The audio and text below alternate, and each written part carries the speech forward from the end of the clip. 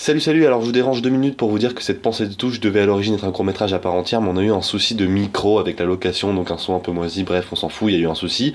Mais vu que ça reste intelligible, que le jeu est là et qu'on l'a tourné, autant le poster, on reste assez fiers de ce qu'on a fait malgré ce problème de son. Donc voilà, vous savez tout, soyez indulgents et on espère que ça vous plaira. Bon visionnage.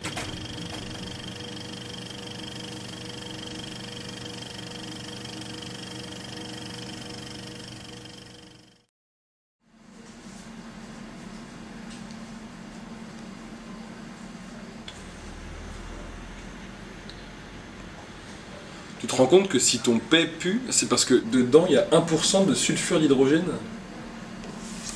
De quoi? J'ai lu un article récemment et dedans il disait que si ton paix pue, c'est parce que à l'intérieur il y a 1% de sulfure d'hydrogène. Ouais, et pour le reste? De la composition du paix? Oui.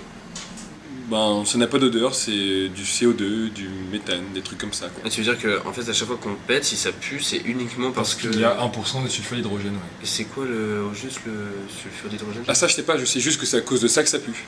Même quand c'est des paix qui puent super fort. Parce que j'ai vu des gens qui lâchent de ces trucs, laisse tomber. Ouais, ça reste 1%. Et même pour les paix qui puent pas? Parce que parfois ça pue pas aussi.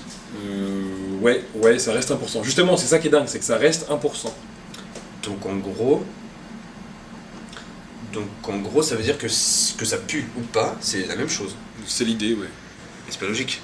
Enfin, moi mes paix sont vachement variées, tu vois, ça peut pas être tout le temps la même composition. Si, ça reste les mêmes compositions. Mais alors pourquoi parfois ça pue et parfois ça pue pas? Bon, ça je sais pas.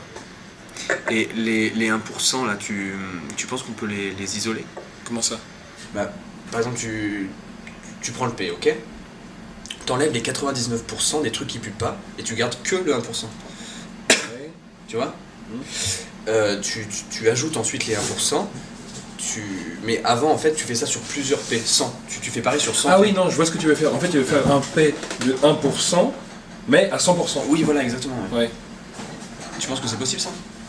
Je sais pas, faudrait vérifier sur internet. Je pense qu'il y a des gens qui ont testé. Déjà, à la base, après je suis pas chimiste, hein, mais à la base, comment tu fais pour isoler les 1%, pour les diviser? Parce que, ça doit être tout mélangé, tu peux pas isoler ou diviser comme ça. Je sais pas, on arrive bien à créer des bras robotiques pour les handicapés, pourquoi on n'arriverait pas à décomposer la composition d'un P? Et comment tu le captures, ton P? Justement, j'avais vu une technique, tu te mets dans un bain, les fesses en l'air, et une bouteille qui... Non, attends. Non, parce que, en fait, si... En fait... Oui, c'est ça. Tu prends une bouteille dans tes fesses. T'as vu ça où? Il y a un schéma là, attends.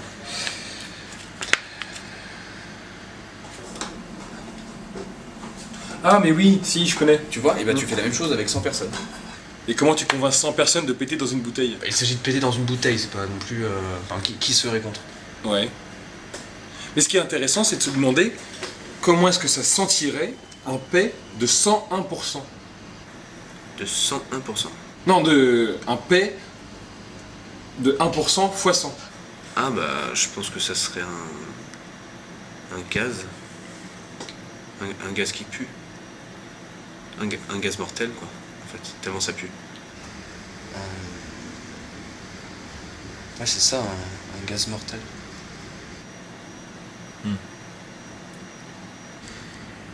J'aime pas trop la tournure de cette discussion là. Moi non plus, en fait. L'addition? Oui. Ok. L'addition?